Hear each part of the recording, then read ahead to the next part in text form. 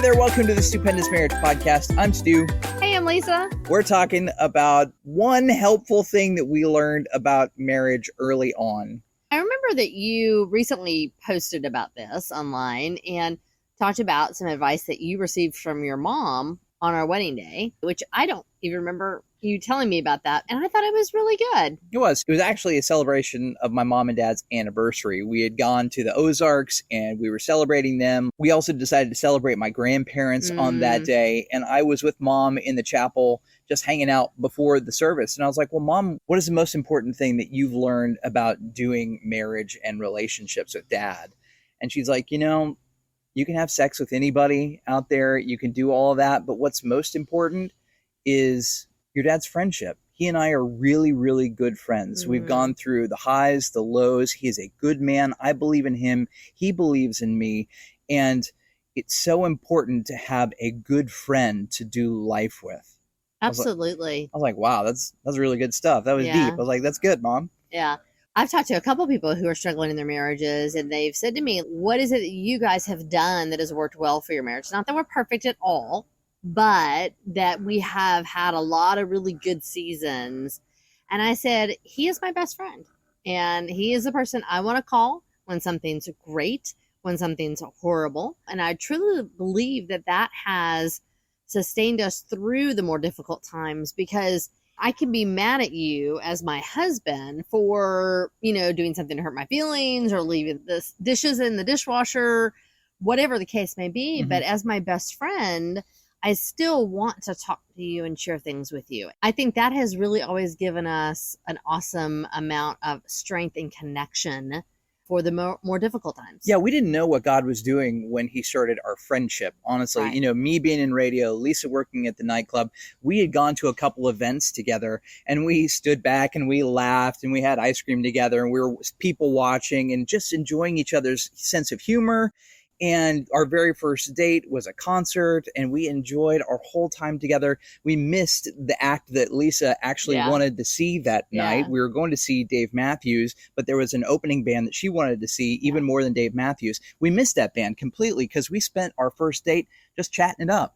And we enjoy talking to one another. We enjoy sharing with one another. We didn't know the gift that we had when we started our friendship that way. I mean, quickly we became boyfriend, girlfriend. We just didn't realize how much of a core element our friendship was really going to be. Right. Yeah. Well, and I'm thankful that all these years later, I still like you. And I've told you that at times, especially when we're having a hard time. And there's times that I've said, I don't like you right now. I love you. I'm committed to you, but I don't like you right now. I'm grateful that that's carried us through and it's been really good. How do you think you nurture a relationship? How do you nurture the friendship that you have? If you're thinking about friends, I mean, you want to do things together. You enjoy sharing stupid moments as well as good moments, as well as bad moments together, the highs and the lows. You want to experience as much of life as you can with someone if they're your friend. And then if something happens not in their presence, you want to share it with them too. Sure. And really what we've found is that closeness is the thing that makes marriage really, really work. You think that people are having affairs and that's the number one reason why people get divorced. Well, it's really not. The number one reason why people get divorced is they're not close with one another. They don't share life together. They're living separate lives. It's almost like two ships passing in the night. And we've had that. And we hate that actually in our relationship. It's like, we're not connected. I mean, just a couple of days ago, Lisa's like, I really miss you. She was over here doing something with family and I wasn't part of that. I was at home working. And it's just that yearning to nurture that friendship connection. Just be connected. We heard from Trey and Lee Morgan from Stronger Marriages about their 15-minute coffee breaks that they do every day. And that is super, super great. It's an awesome way to stay connected. Author Doug Fields calls it the 1% rule. If you can take 15 minutes a day, which is about 1% of your day, and about 1% of your week, which is about 2 hours, where you just reconnect, talk about what happened during the week, talk about what's going on during the week. Yeah, you can do schedules and things, but it's really, how are you doing? How are you feeling? Where have we fallen down? Where have we done well? How can we reconnect better going forward in this week?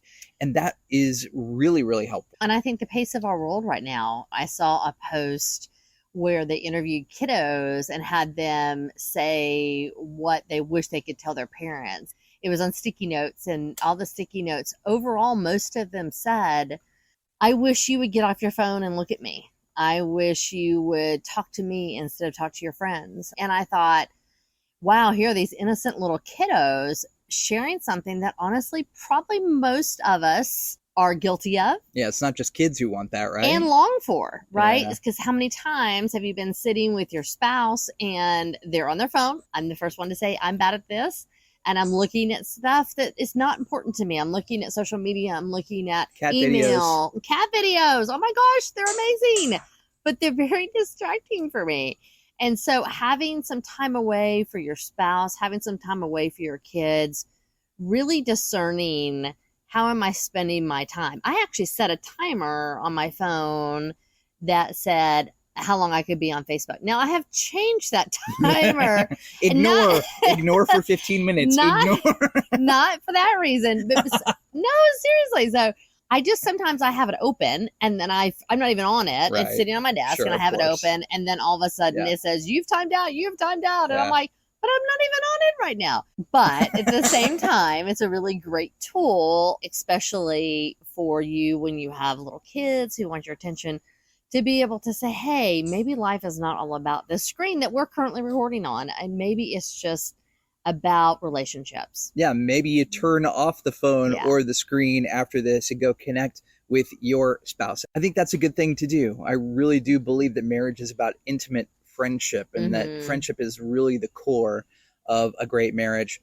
So what do you think? Let us know. stupendousmarriage.com/voicemail. We would love to hear from you. We want to hear your stories. We want to hear how God's moving in your life. We want to hear if you agree or disagree with us. You can leave comments below on the video if you're watching us on YouTube. And thanks for watching. We really, really appreciate it. We'll talk to you next time. See ya.